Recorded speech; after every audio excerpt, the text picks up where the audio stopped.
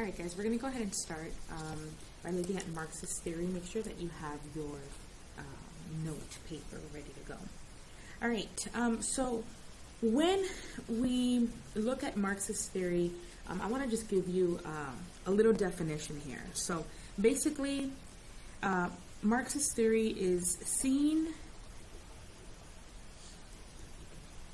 the text, so like the story, the short story, the novel, the picture book, the children's book, in relation to the economic conditions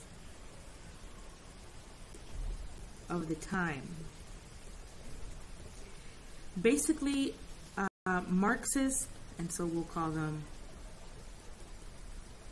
Marxists, and these are groups of people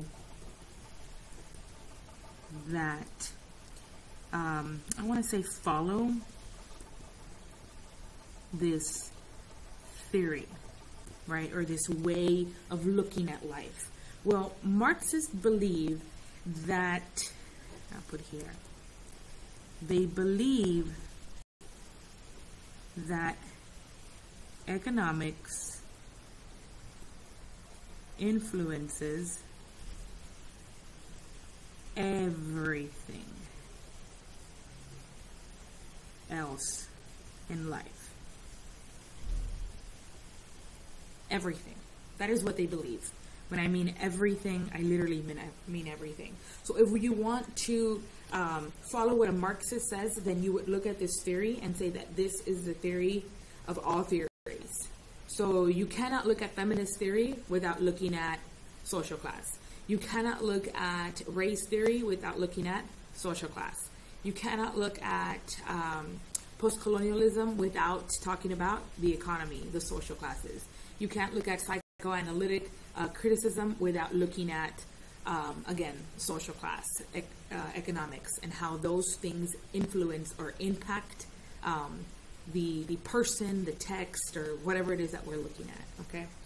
So first things, I want to talk to you a little bit about just some terms that I want to write down for you.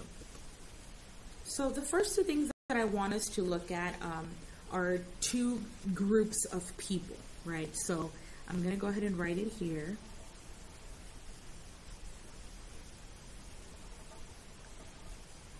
Right, and so I guess we can pronounce it like bourgeoisie. The bourgeoisie, okay, are one group. And I'm going to put a line here, and then I'm going to put here at the bottom the proletariat. And let's say we can pronounce it as proletariat. Okay, well, let's box this. Sorry, let's box this here. Okay. Now, each one, basically, the bourgeoisie are the ones who control everything.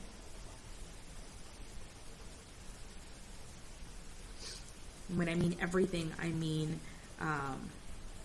world's natural,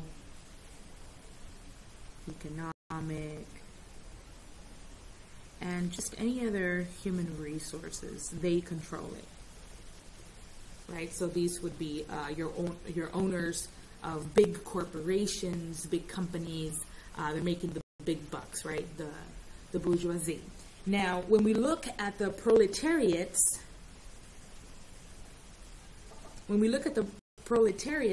and I don't know if I make that clear, but these are people. And when I mean people, I mean types of people. Okay?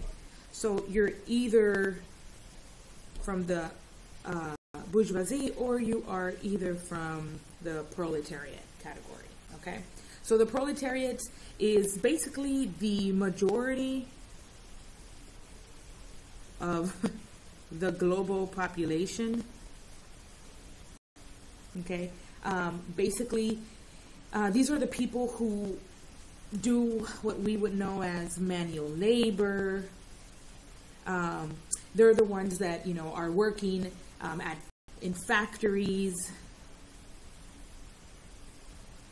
These are the people that are just doing different things in terms of the bourgeoisie. The bourgeoisie are the ones that are owning, they're the ones that are getting the profit, and the proletariats are basically your working class, right? They're working, okay? All right, now that we understand these two pieces, what I want to do is I want to talk to you about the class systems that we have in America. So we can go ahead and put this up here in a corner, right here, class systems, right, that we have here in America. So the first one, it's kind of hard, right? It's kind of hard to place people either in the bourgeoisie or in the proletariat. It's hard, right? Like, which one do they belong to? Are you the one that controls everything, or are you basically the ones that are just doing regular work? Are you getting the profit, or are you working for someone, right? So there's two different types, and it's kind of hard to place those, right? So we're going to separate the class system by what we have here. Okay, so go ahead and follow this. So unfortunately, we do have the homeless. Okay, and we can say that these are people who have very few, if any, sometimes they don't have any material possessions. Okay. Unfortunately, they also have very little hope in getting better. Very little hope in acquiring things. Okay, very little hope of improvement. Okay, let me grab my highlighter. You have your homeless. All right, and then the next piece that we have here, okay, we have then the poor. Okay, and these are people who have limited education and career opportunities, right, at their disposal. And basically, these things, the limited education and the career opportunities, it keeps them on the struggle bus. Okay, struggling to support, obviously, the members of their families. Okay, the poor are usually, and I'm gonna put a star here, live in fear of being homeless, and the poor, unfortunately, live check by check. Okay. All right. The next group that we have, we're going to call the financially established. All right. And then these are people who own nice homes, cars, and they can usually, let's say, send their kids to college. Right? And then last but not least, we have, well, actually, no, we have the well-to-dos. And these are people who not just have a nice house and a nice car, but they can afford 2 or more expensive cars, homes, and luxury items. Okay. And then last but not least, we have the very extremely wealthy. And basically, these are the people who are the owners of large, well established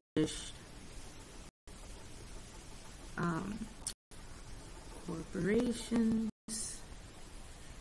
These are people that have no problem with money, right? No money problem. They own, we can say, mansions. They own airplanes. You can say yachts, limos, etc. Okay? Let's go ahead and highlight what we have here. Okay? And you can say this is the underclass, the middle class, the underclass, the lower class, the middle class, the upper class, and the aristocracy, basically. These are the super wealthy people. Okay, so there we have our little class system, right? So now that that has been established, now we can basically continue. Okay, as you know, guys, unfortunately, the people of the underclass and the lower classes, so the homeless and the poor, they are the ones who are mostly oppressed. They are the ones that suffer all the issues with the economy. They are the ones that are impacted by economic, recessions that we go through. They're the ones that really, really struggle when anything major happens. Unfortunately, the contrast here is the extremely wealthy, and they're the ones that are enjoying the luxuries of life. They're the ones that are not affected by any economic issues or recessions, and they have a lot of financial security, which is again very opposite from the homeless and the poor. Unfortunately, what happens is that the financially established, which we would call our middle class, is basically the ones that are the most impacted by everything, right? They are the ones that are often hit hardest by economic recessions. They are the ones that they're never going to own a mansion, right? And they have more financial stability than the homeless and even the lower classes, but they still have some good reason to worry about their future. They are the ones that benefit from systems like pension plans, social security, good medical insurance, all of that. Unfortunately, though, they are the ones, their taxes are the ones that pay for the programs that help the homeless and the poor, get better or be better. And so what ends up happening is that the financially established, the middle class group does not understand that it is the people that are in power that are making those decisions. And they are the ones that are making the middle class pay for programs to benefit the homeless and the poor. And that's exactly why you have a lot of people from the middle class that are upset. And usually they project their anger not towards the people in power that are making these decisions, but they project their anger towards the people of the lower class that, are there in that position, and they claim, the people from the middle class claim that the homeless and the poor are taking their money, that the homeless and the poor are lazy, and that they, need to get a job, and that they're tired of paying for, their food stamps and this and that. And so that's where all of this comes from. Okay, these are topics that I'm sure you've heard of before. Now, to continue, I want to talk about I'm going to talk to you about one thing in particular that I feel that you're going to need. This vocabulary word here is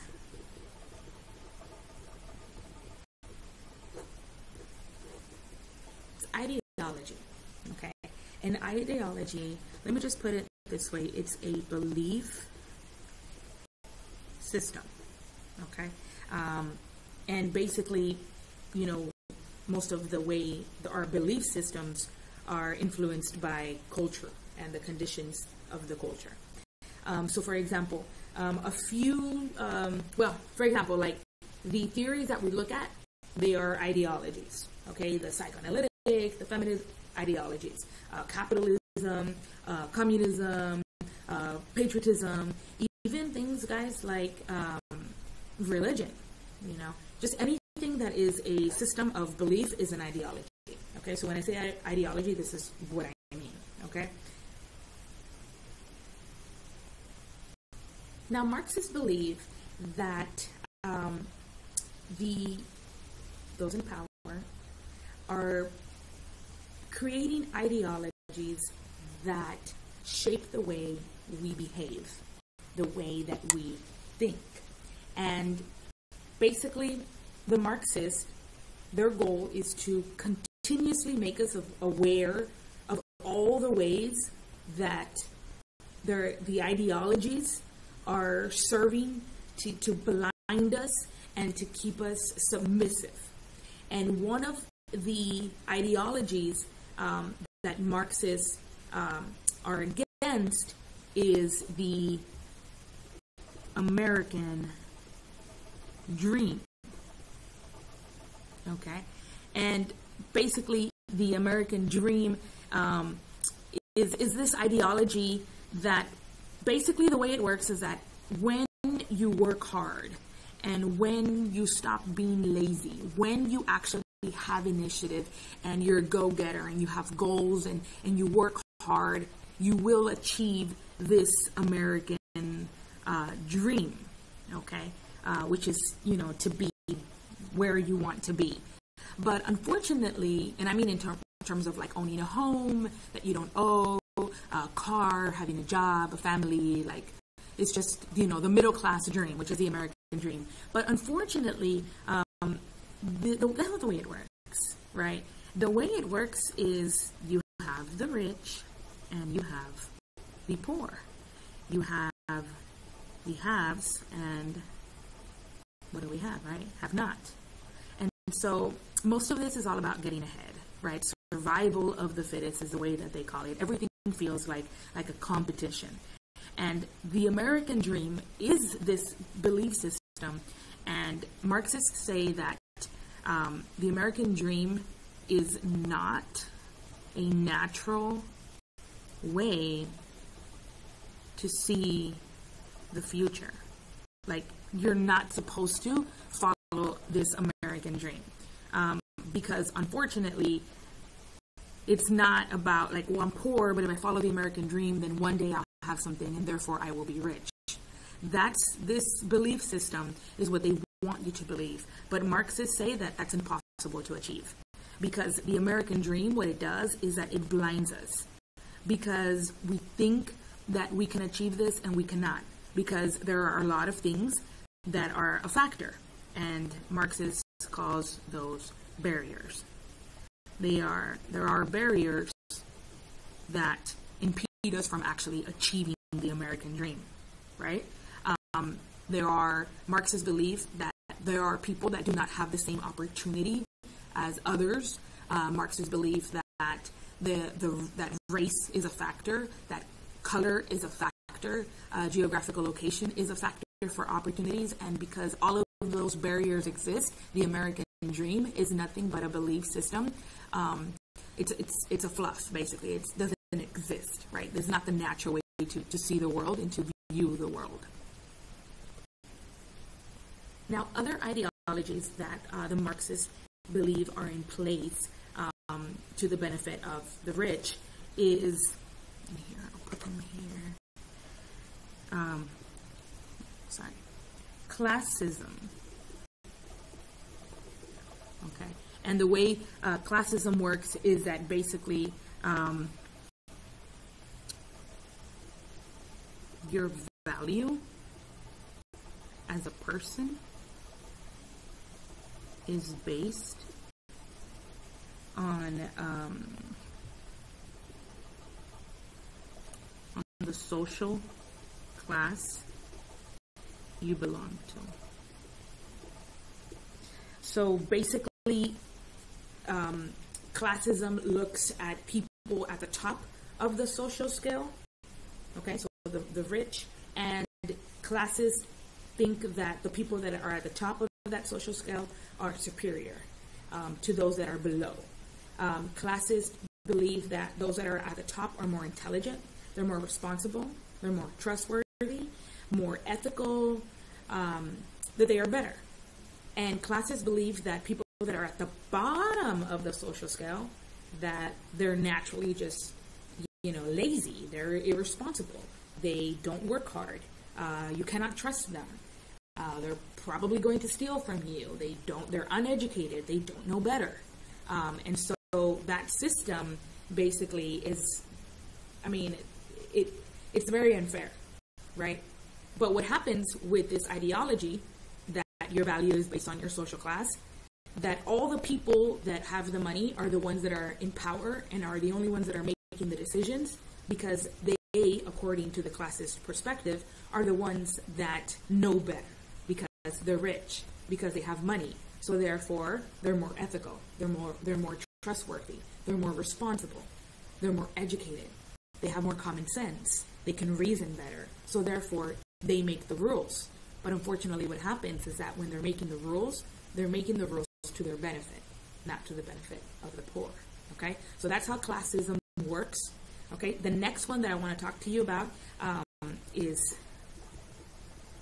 patriotism. Okay, and these are very common terms, and basically, this ideology encourages poor people. Here, let me write it. Encourages poor people to continue fighting wars, basically, while it is the rich that benefiting from the profit. Makes sense. And unfortunately, the way it works is because the poor want to feel, the homeless and or the poor want to feel like they are part of the better, the bourgeoisie. They want to feel like they are this type of person. They want to feel like they're, more wealthy. They want to feel from the higher class. Then they will, under this idea of patriotism, join the forces, and they see themselves as members of this wonderful nation. But unfortunately, when that is all said and done, they still go back to their oppressed class, and they're still separated from the privileged classes. And basically, it's a cycle, right? Like, you're fighting for your country, but you're fighting, yes, for liberty, and you're fighting for causes, but most of the people that are fighting, unfortunately, the benefits of the war, the economic benefits of the war, are not going to them, right? It's not benefiting them. And you can see how they use patriotism to make the lower classes believe, right, that they are part of something bigger, and they are in a sense, but in a Marxist belief that they're not, and that this ideology of patriotism is just to their benefit, to the benefit of the rich. Marxists also believe that religion works the same way, and I just want to make it clear that Marxists are not, they don't have a fundamental issue with the way people believe in God in terms of God's existence, right? The question is not God's existence, but the question is how the religion organizes their focuses, so that the poor remain peaceful, so that the poor do not question, and so that the poor are not violent, right? And so basically the way religion works, this as an ideology, is that it helps, how can I say it? It helps keep the faithful poor, let's say, satisfied with their place in life, or it allows them to tolerate their place in exchange for a rich kingdom in heaven. And Marxists believe that, God is great, and, yes, having faith is a great thing, and well, not a great thing, right? That's not, I'm sure they each have their own opinion on religion, but their main argument and their main focus is that people use religion, right? They organize religion to make their focus to their benefit, right? How do I keep the poor, at bay? How do I keep the poor from asking questions? How do I keep the poor from creating unions, right? How do I keep the poor, from, attacking the rich, or, from boycotting, or from that type of stuff, right? How do I keep, well, I use religion, and I tell them, be satisfied. You don't want to be greedy. You don't want more. Just stay where you're at. You're okay. Be satisfied. In the end, you'll get your reward, and your reward will be in heaven. And Marxists believe that this is an ideology to keep the poor and to continue the structure of power. Sorry, the other video cut off because I had class in between. But okay, so where did I leave off? Where's my pen? Okay, so the last ideology is consumerism. And this is basically the belief that you can be as good as the wealthy. Like, you can be seen as good as the wealthy, or you can be valued like the wealthy if you can purchase what they purchase. Now, this particular ideology is one that makes a lot of people, a lot of companies rich. It's the most common one. It's the one that we see the most often, and we see that with even like shoes, right? Like, oh, like maybe I'm not as rich as Kanye, but if I buy Yeezys, then I'll feel like wealthy. Makes sense? Or I'll feel a little bit more like the wealthy. Or we do that with clothing. We do that with even like vehicles, with homes, with certain styles, even vacation spots and all that good stuff, right? So consumerism is one that, again, is very common. We also do this with credit, right? The whole consumerism piece. Obviously, guys, the thing with consumerism is that the people that benefit from this belief are the rich, right? And the wealthy, and the credit card companies, and the bank owners. They give you credit so that you can go buy items that look like what the wealthy are wearing, so that you can feel like you're wealthy, but it's all just fake. It's a belief that you are like them, but everybody knows that those items do not make you like them, but they continue to oppress you by giving you items that, by making items that you can buy and at the price that you can afford, and so you think that, you're part of the wealthy because you can purchase that, but you're really not. And it's just a never-ending vicious cycle. Okay? All right. So the goal of the Marxist critic is basically to be able to identify these ideologies in literature. That's basically the goal. But not just in literature. They try to identify these ideologies in films, paintings, music, television programs, commercial advertisements, which you'll see it a lot, even in education, in any type of form of entertainment, right?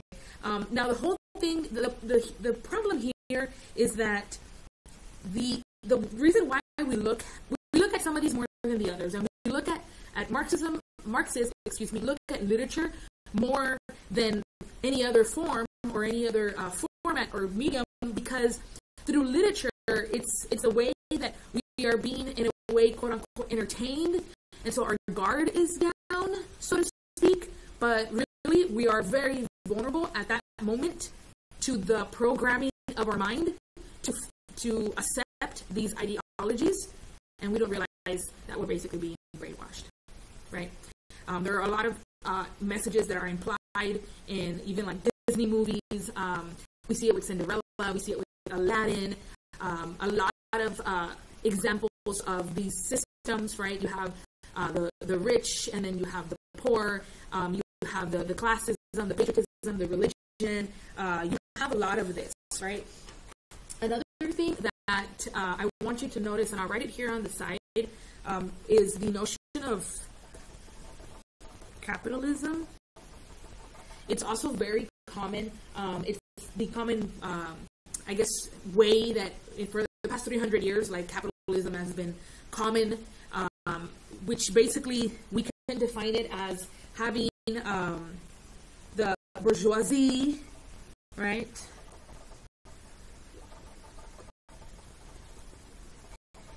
They, which are, again, the people that control everything, the resource and all, they basically hold all the world's state power, okay? And they basically make all the rules, right? And there's a real clear separation between the proletariat and the bourgeoisie, okay? Which is the rich and the poor. Now, there are other systems that were previously used, like feudalism, and so basically you had lords and, you know, other rich people, and then they would let people live on their land, and basically they would allow them to live on their land as a form of payment for their services, okay? And then before that, obviously, we had, you know, the slaves and the slave owners, and you know, basically the system looked different. There's a very new one right now that is socialist. And basically, the way it works is it works in reverse. The socialism follows the proletariat, and basically the idea is that they hold all the state power, so that the decisions that the proletariats make actually benefit the people that should be benefiting, and not just the rich. So we have socialism, we have, again, the ancient way, slavery, we have, not a popular one, but the feudalist or feudalism way, and then the most common, which is the one we have now, which is the capitalism, right? Which is the bourgeoisie is basically the one in control of the state power over the proletariat, okay? All right, now, all right, with that being said, think of it like this. When we look at literature, right, we need to look at it from different angles, right? So the first question you would ask in literature is, what type of system do they follow? Okay, let me grab a different highlighter here to highlight this, right? So what do they follow? Is it a capitalist way of life, feudalistic? You know, do they follow a more? And again, if you have like a post-colonial book, then maybe slavery would be appropriate. But guys, these can overlap. Okay, and then I doubt you'll see books where they have a socialist approach. I doubt it. Okay, most of the ones you're going to have are capitalist, and so if you're able to explain how their structure is a capitalist structure, then you're good to go. You should also be able to look at the literature and wonder if there are any examples, okay, of this. All right, classism, religion, patriotism, consumerism, okay. And then the idea also, guys, is that you're able to identify the class systems that exist, right? And then, you know, it's actually not hard once you know how this works, and once you have the ideologies, you can say, oh, I see that, you know, their structure is a very capitalist structure, and I see that they focus a lot on consumerism, or I see that they focus a lot on classism. And for example, like Aladdin. Aladdin was poor, so therefore they thought that he was a thief, and they thought that, you know, he was lazy and he wasn't fit for the princess, like that type of stuff. Okay, it's not really that difficult. Now, last but not least, I want to tell you a little bit about how Marxism basically connects with psychoanalytic, and I wrote down another paper over here to show you. And you do not have to necessarily write this down, but you can, it'll be helpful. So we know that psychoanalytics focus on two components. Number one, how the person's mind works and how the mind has been formed because of the family system when they were kids, right? So the psychological wounds and how they influence our being, the conflicts that we have in our family and how they kind of influence the way we think and the way we act, right? So psychoanalytics focus on primarily the mind, the formation of the mind, and how these two things shape our behavior and our experience in life, okay? Now, here's what Marxists believe. Let me find another color pen. Marxist says, that's great, right? Like, that's great that you think that. And we're not saying that that's not the way to think, right? I'm speaking like a Marxist. What Marxists do, wait, why can't I find it? Okay, let's do this one.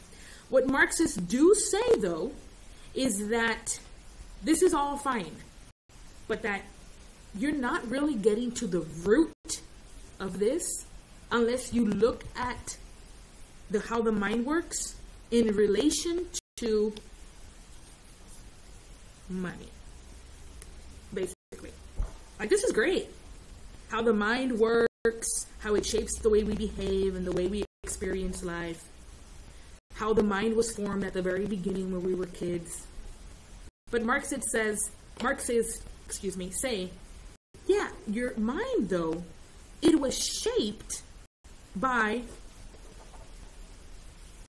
the social, economic culture in which you surrounded yourself. Marxists believe that your mind was formed a particular way, and it depends on the class that you fall in. So whether you're rich or you're poor or you're well off or you're homeless, your mind is formed based on these things. Make sense? And psychoanalytics are like, okay, look, we're only looking at the way, neurologically speaking, the mind works. Like, this is all fun and games, but we're only focusing on this. And Marxists believe that you cannot really look at the brain without acknowledging the fact that the way they have grown up in terms of money, their place in the hierarchy, in the class system, that has a lot to do with the way their brain is formed, and that has a lot to do with the way that they behave and the way that they experience life, right? So yes, while family does help you unconsciously basically shape who you are as a person, let's say your parents read to you a book story or a bedtime story. They take you to the movies, right? And so all of those things form our morals, yes, right? The connection you have with your parents. But Marxists say, okay, but the books that they've read you and the movies that they took you to see, all of those are part of that social system, basically, that is serving an economic interest, and more than likely it's controlled by a social system of the poor and the rich, which is mostly controlled by the rich, right? So I hope that was helpful, okay, for you to understand how Marxist theory works in relation to psychoanalytic. So we can say that Marxist is the umbrella, and that psychoanalytic is just, or maybe the tree, and then maybe the branch is psychoanalytic. You can look at them separately if you'd like. That's not a problem, okay? Now, when you do look at literary text and apply the Marxist theory, there are a few questions that I do want you to ask. So, number one, does the story reinforce, and sometimes it'll be intentional, and sometimes it won't, intentionally or not, okay, these values. Well, what values, Ms. Lara? Like capitalism, even like imperialism. Oh my God, I'm not even writing anything. Okay, imperialism, right? Which has a lot to do with like colonization. When you have, the bigger country that is basically overpowering the little country for its resources, for its money, its oil, any goods that they have, right? So that would be the imperialist way of doing things. Is that present in the text, right? Does the story reinforce any of these values, right? Capitalism, does the story have any evidence of consumerism, classism. Basically, guys, any ideology that I told you about doesn't have any of them, right? Does the work support, these ideologies and these beliefs and these systems, right? Does it or does it not, right? You might find a text that goes against it, and that's okay, right? And so basically, that's just all that there is to Marxist criticism, right? How does the work, how does the work support the ideas that Marxists bring forth? Do they use ideologies to promote their systems, right? Do the characters follow the ideology of the American dream, right? Are there barriers that make it very clear that even if they do work really hard, there's no way because of their color that they're ever going to get where they have to get? Like those type of things. Is it obvious that they follow something in particular? Again, the capitalist structure and the consumerism structure is very common. You will see a little bit of imperialism as well, especially if you're applying a post-colonial theory. Guys, you can apply Marxist theory in connection with another theory, right? You can do Marxist and feminism. You can do Marxist and gender. Now, guys, I won't recommend that for an IOP because that is a monster to tackle, right? But if you want to apply the Marxist theory, you can apply it to the rainbow fish, okay? And you can talk about consumerism, same thing, right? The belief that you can be as good as others if you purchase what they purchase, right? So the little fish wanted to be just as good as the rainbow fish, and so he was like, hey, like, why don't I just take what you have and I'll be just as good? And so, they did. When we look at other texts, let me think, what else? So rainbow fish can be a Marxist one. We can look at the bell jar. Oh my goodness, for sure, especially because of the time period in which times were changing during the bell jar, right? We were getting like more electronics. We were getting, not electronics, but appliances, excuse me. So you can see the rise of that. And the time period is just perfect for Marxism. I'm trying to think what else we can apply to Marxism. Oh, the necklace. Yeah, the necklace. So again, we have that idea of the poor and then the rich.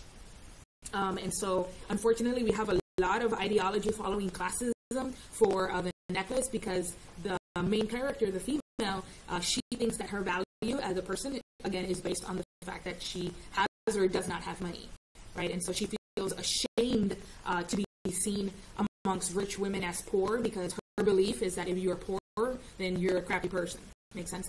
So we have that example of classism there, okay? So look for these pieces in the text, and then you'll see it'll really help you for your IOP.